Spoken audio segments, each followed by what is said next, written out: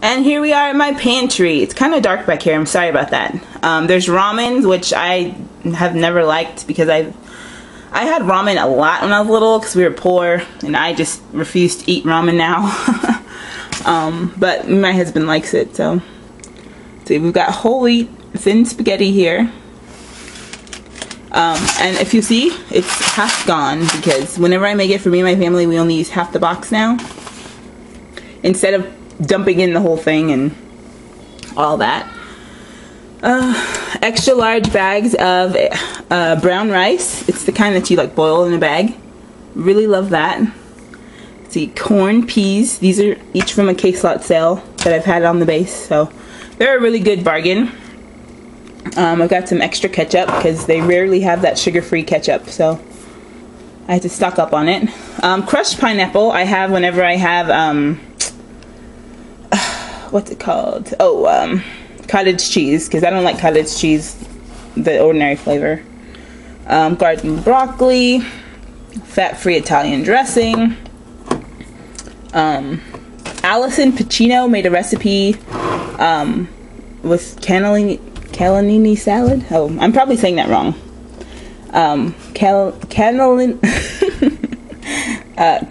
You know what? I have the beans here somewhere.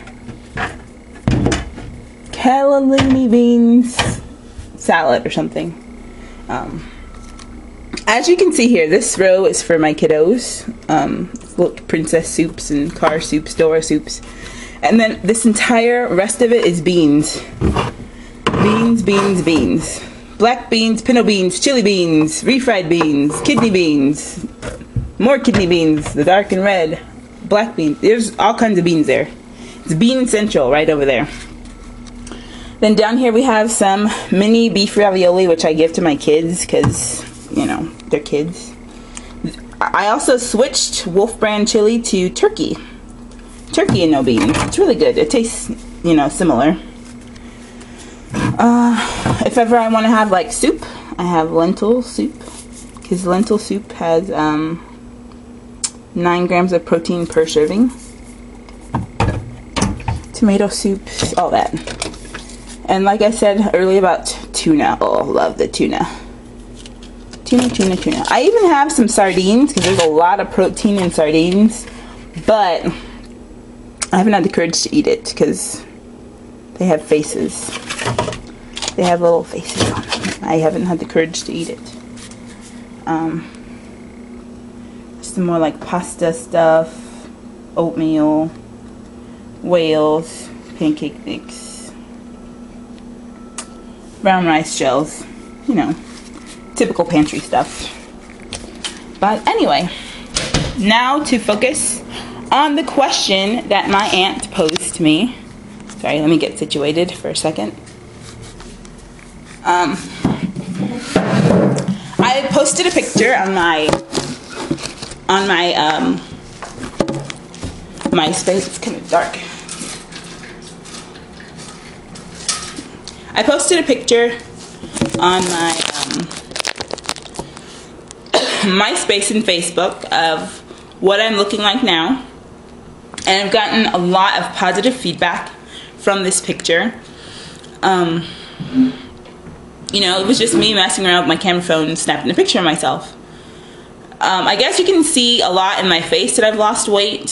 So my aunt asked me, you know, she made a comment like, "You look great. How do you feel? Would you recommend it?" I told her that I had gastric bypass surgery. And I have yet to answer her because I was really thinking about it. Would I recommend gastric bypass surgery? And the answer, you know, at first I would have said no. I would not recommend it because I was just low and depressed that I couldn't have things I used to have, and I couldn't comfort eat like I'm used to comfort eating. But after I thought about it, you know, I would recommend it. I would recommend it to anyone who had the desire to lose weight and couldn't do it on their own. And I say that because it has helped me make those decisions.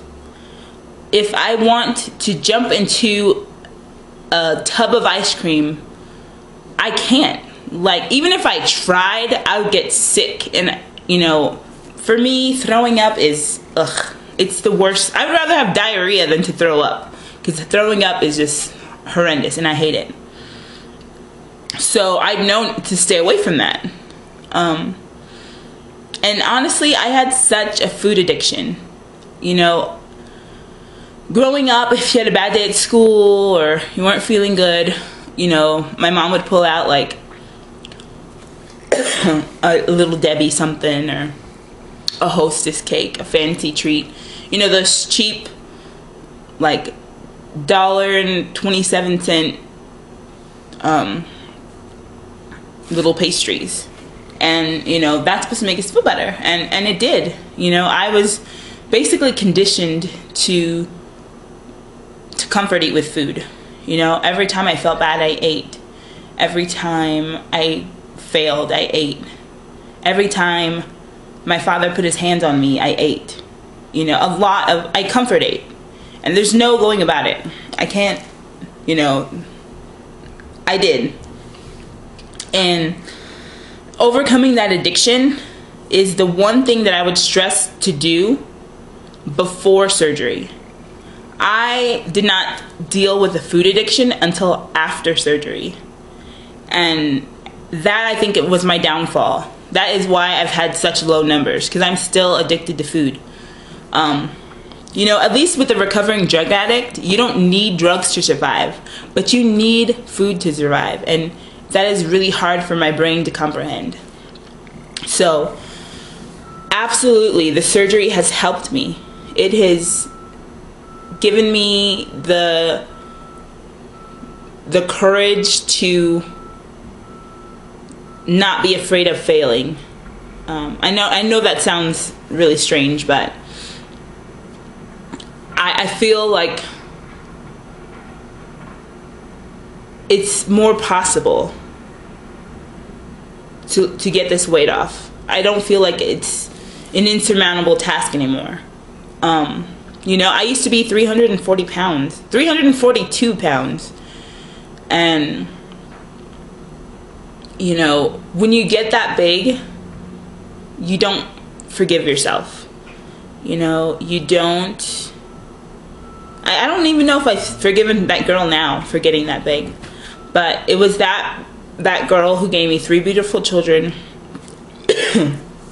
And, you know, endured a lot of stuff. And I appreciate her for what she's done, but I realize that, you know, she has to go. I don't need to put up that wall anymore, because, you know, I can do whatever I want to do. And that was the hardest lesson for me to learn.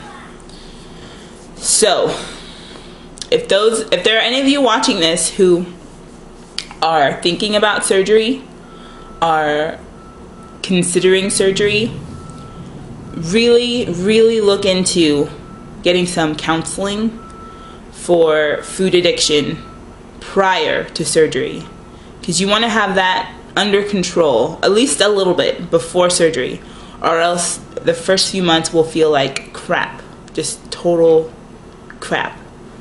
You know, I feel wonderful now, and I would recommend it. Overall, I would recommend it, but just go through the proper steps, and then it'll be all worth it. Don't make the same mistakes that I've made. That's all, guys. Thanks for watching.